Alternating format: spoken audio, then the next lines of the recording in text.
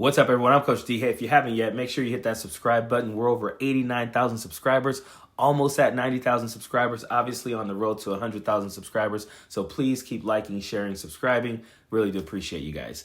So, because of all the controversy and conversations around the Super Bowl halftime show, I told my folks on Facebook that I would poll my students and my athletes about their opinion of the Super Bowl halftime show, because in my opinion, it's probably just a bunch of older people in my age group and older who had a problem with it when the 18 to 25-year-olds actually enjoyed it. So in the morning, I had my health class. There are about 40 students in there. So I said, if you watch the Super Bowl halftime show, go ahead and stand up. About 30 of them stood up. I said, if you did not like the show, go ahead and sit down.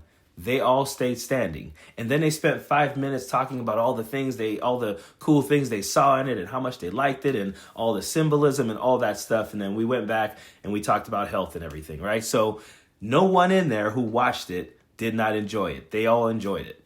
Later that day, I had my athletes in the room and we were having a meeting. There were about 50 of them. I said, hey, if you guys watch the Super Bowl halftime show, go ahead and stand up. About 45 of them stood up. I said, if you did not like it, go ahead and sit down. 3 of them sat down. So out of 45 and the 30 in my other class, about 75 students, only 3 of them did not like the Super Bowl halftime show. So then we started kind of talking, and I asked them, what do you guys think of all the criticism of the Super Bowl halftime show? And one of them said, Coach, I just don't think boomers understand today's rap. And if you guys are wondering, to my students and athletes, if you're over like the age of 25, you're a boomer to them. Like that's what they call us. And I love them because they keep me on my toes. They keep me young. They keep me happy. I just love their attitude about things. So basically, it is on us.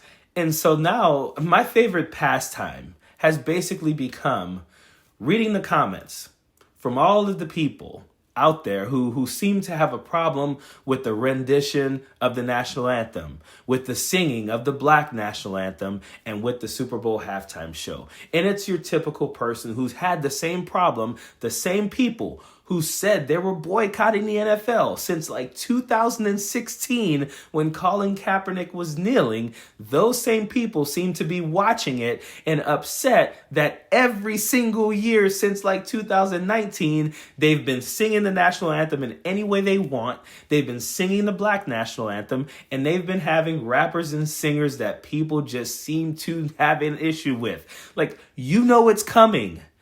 Deal with it. So when I see racist ass takes by this former actor, Robert Davey or whatever the hell his name is, it just reminds us of where we are in this country. These people are put here to remind us that it's so important for us to stay diligent about being anti-racist and calling out shit like this. They remind us not to get too comfortable because they still exist. Dear fellow Americans, just my quick little rant on this halftime nonsense. I mean, come on, stop with the ghetto crap. I'm done with the ghetto. I've had it up to here with ghetto. I know they want to say rap is this and rap is the streets and rap is the current and rap is the that. Look at jazz. The jump black and jazz blues artists. Give me the Count Basie band. Give me Duke Ellington's band. Give me the history. Give me jazz. You want to go black? Go art. Don't go ghetto. Let's lift the streets. Let's lift these kids off the streets. Enough with the garbage. First of all, it is not our fault that this guy associates any music by black people that isn't jazz or blues as ghetto. It is not our fault that this guy lacks the intellectual acuity to realize there was nothing ghetto about Kendrick's performance. But let me be clear, even if there was, who fucking cares? You don't get to tell black people what to do when they get on stage and decide to perform. And, for my entire life, I've always looked at music as entertainment the same way I look at television shows and movies as entertainment. This guy has played a gangster in movies before. When we watch movies that show gangsters and mobsters and stuff, no one ever says, don't play those movies because that's going to make Italian kids become mobsters and gangsters. No one says that. We just look at it as entertainment. So if rappers want to rap about the streets and where they've been and the things they've been through, they damn sure should. You don't get to tell black people what the hell to do when they get on stage. But let's also be clear here. This guy is just dumb as fuck.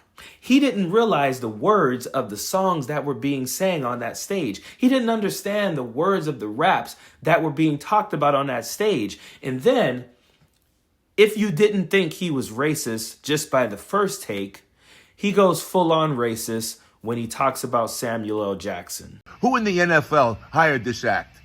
And Sam Jackson monkeying around.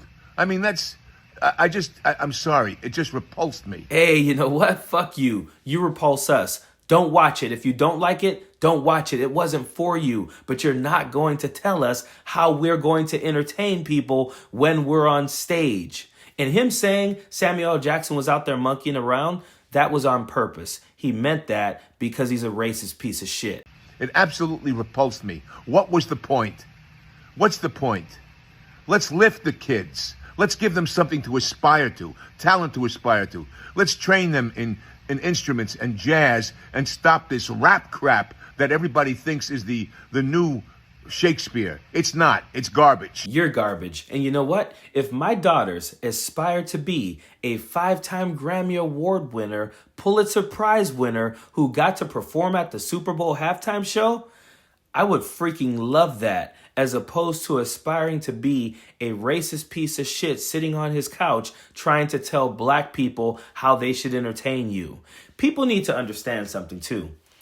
The Super Bowl is a huge deal. Millions of people watch it. If you happen to be watching the halftime show and you think, gosh, I wish there was something different than this, that's your opinion. You got to understand, they're not trying to appease you.